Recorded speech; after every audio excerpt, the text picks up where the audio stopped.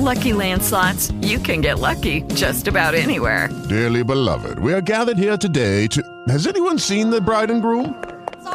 Sorry, we're here. We were getting lucky in the limo and we lost track of time. No, Lucky Land Casino, with cash prizes that add up quicker than a guest registry. In that case, I pronounce you lucky. Play for free at LuckyLandSlots.com. Daily bonuses are waiting. No purchase necessary. Void where prohibited by law. 18+. Terms and conditions apply. See website for details. Okay, round two. Name something that's not boring. A laundry? Ooh, a book club. Computer solitaire, huh? Ah, sorry, we were looking for Chumba Casino. That's right, ChumbaCasino.com has over 100 casino-style games. Join today and play for free for your chance to redeem some serious prizes. ChumbaCasino.com. No purchase necessary. Void where prohibited by law. 18+. Terms and conditions apply. See website for details. This episode is distributed under a Creative Commons Attribution Share-alike 4.0 international license. For more information, visit creativecommons.org. Somebody stole our website. Oh no, whatever shall we do? I mean, I guess you could go to the new website, http://breakingmathpodcast.app with no www for all you old timers. So breakingmathpodcast.app? I mean, if you're into that sort of thing. Hey Breaking Math fans. First, I want to thank you for listening. I have an important message for everyone. You can start your own podcast right now with Anchor. Anchor lets you create and distribute your own podcast. Just get an idea, record, and upload. It's just that easy. Anyone can do it. I'm on my way to accomplishing my dream, and you can too. Just get on your device's app store and download Anchor. It contains everything you need to make a podcast. With Anchor, you can put your podcast on all the big platforms. Apple Podcast, Spotify, Google Podcast, Amazon, and more. Reach the whole world with Anchor. Best of all, Anchor is free. You have nothing to lose with a free platform. Download the Anchor app or go to anchor.fm to get started.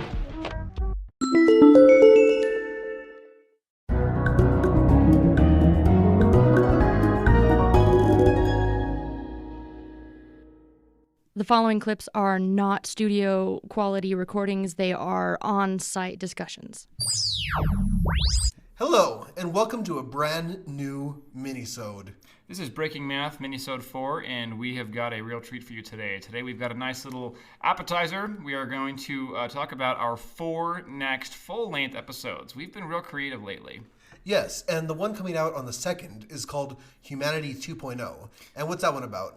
Humanity 2.0 is a combination of a few things. The main topic is transhumanism, but we decided to present it in a way by talking about how the topic has been introduced in science fiction. Now, Jonathan, can you explain essentially what transhumanism is? Sure. Transhumanism is all about what happens next in humanity. We're at a crossroads where machines are getting increasingly advanced, and we're at a crossroads with them, and this is about what happens after that. That's the best way I could explain it. I think you did wonderful. Now, what's really cool is anyone can do a simple internet search on transhumanism, and you'll have articles pop up from National Geographic. You'll have articles from Wired magazine. You'll have articles from many magazines. We talk about this, and essentially a lot of these topics include things like brain implants. Somehow is there some way that we can combine our brains with a computer in some way, or even a whole nother route is genetic engineering, in fact. Now, you might be wondering, why is a math podcast doing an episode about transhumanism, which is not really related to math at all? And the reason why is because Breaking Math, as you may or may not know, is part of Santa Fe Trail Media.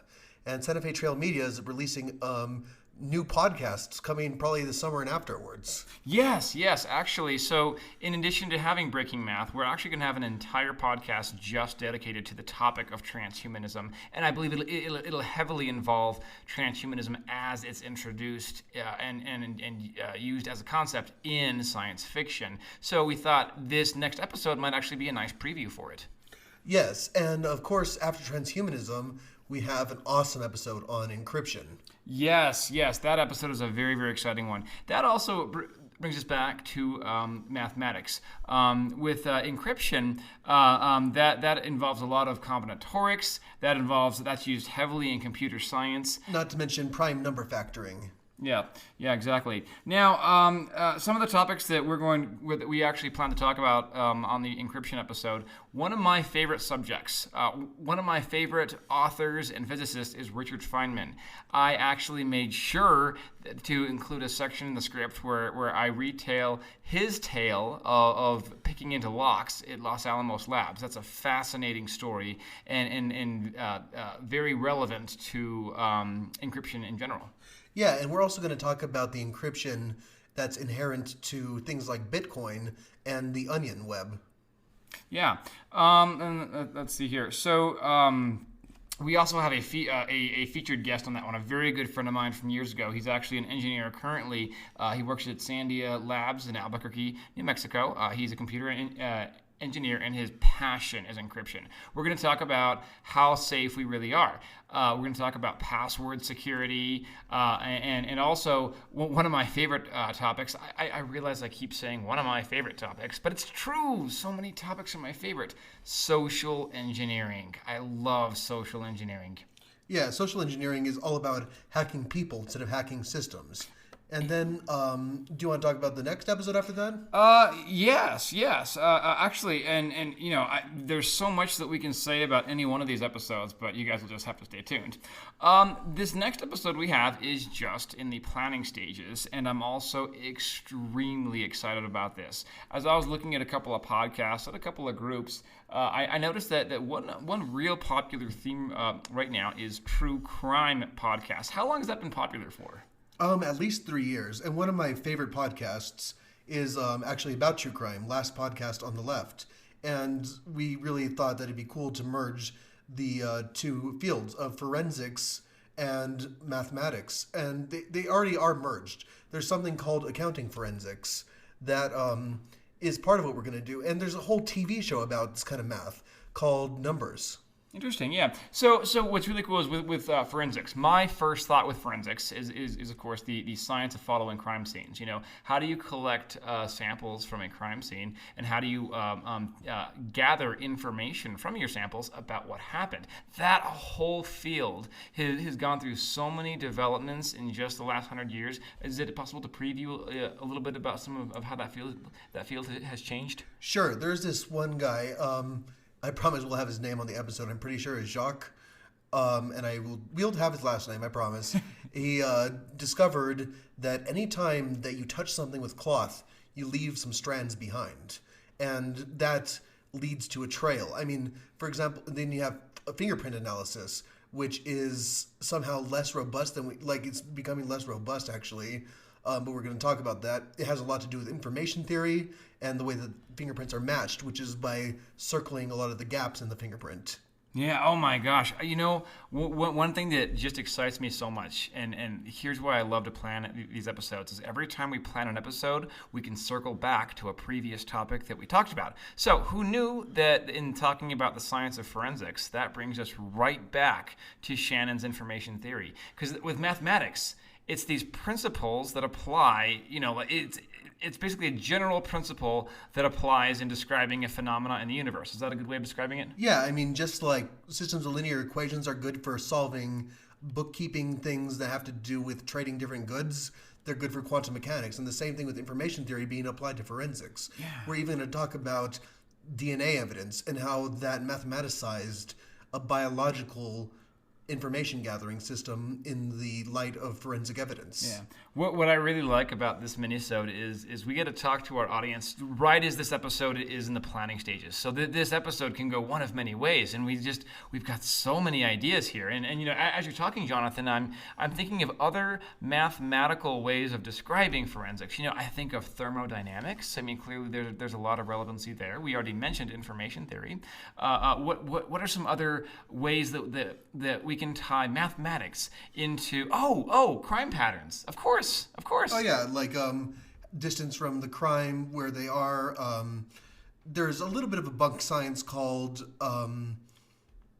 what's it called? It's where they profiling, and it doesn't really work as well as people think it does. But mathematically you could do some better profiling techniques. And one other thing that I wanted to talk about was the science behind forensic accounting. Well, forensic accounting was invented in the 1900s. No, but it's actually really exciting. In accounting data, the number 1 is more common than number 2, which is more common than 3, and so on.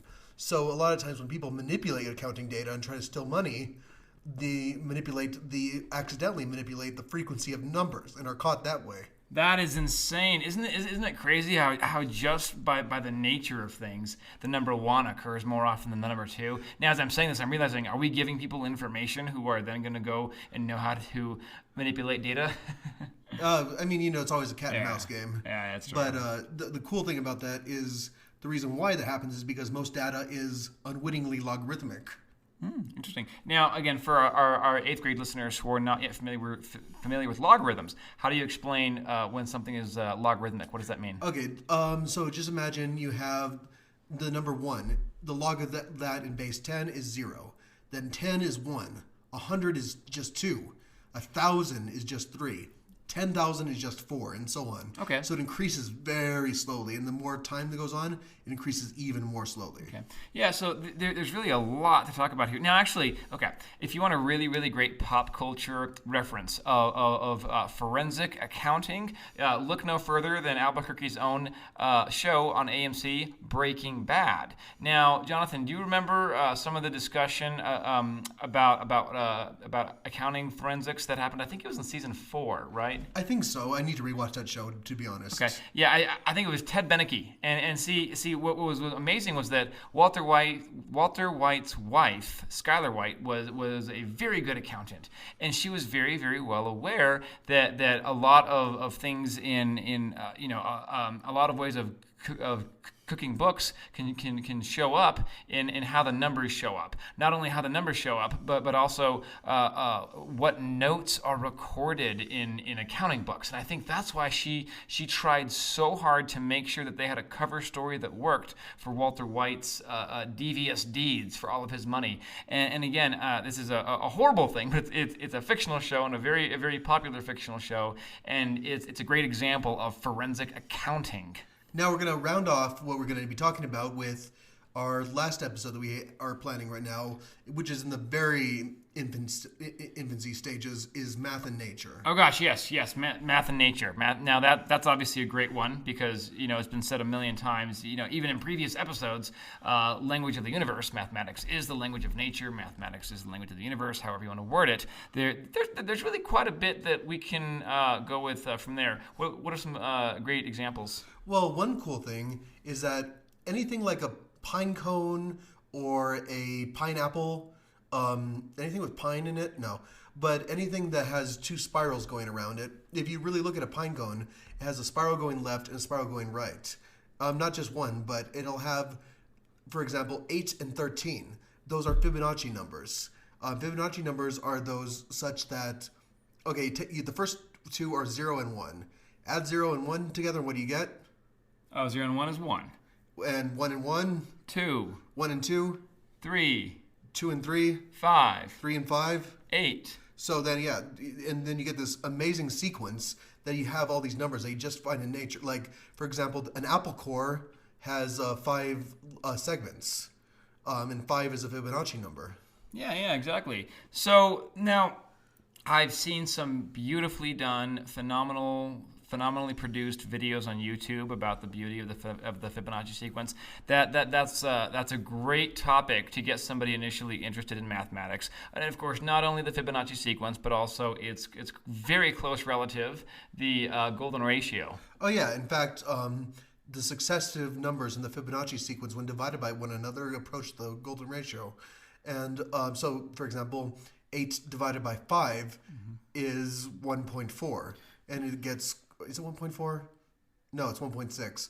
And it gets closer to 1.618, which is the golden ratio. So that episode, I think, is going to be out further out in June. We've had a long time to think about it. I know we'll probably talk about pi, of course, as well as the beautiful number E. And we're even going to be talking about a thing called cellular automata. There's a thing called Rule 22, which is exhibited by some shells. So shells grow in a certain pattern.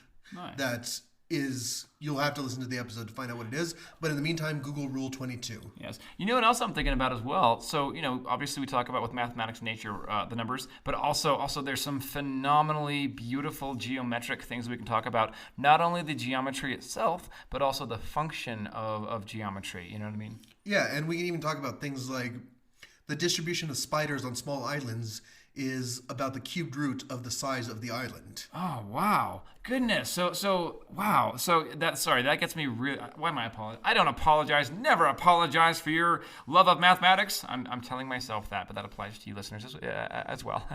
So there's a lot brewing. There's a lot coming down the pike. Should we go ahead and do a quick cursory overview of everything?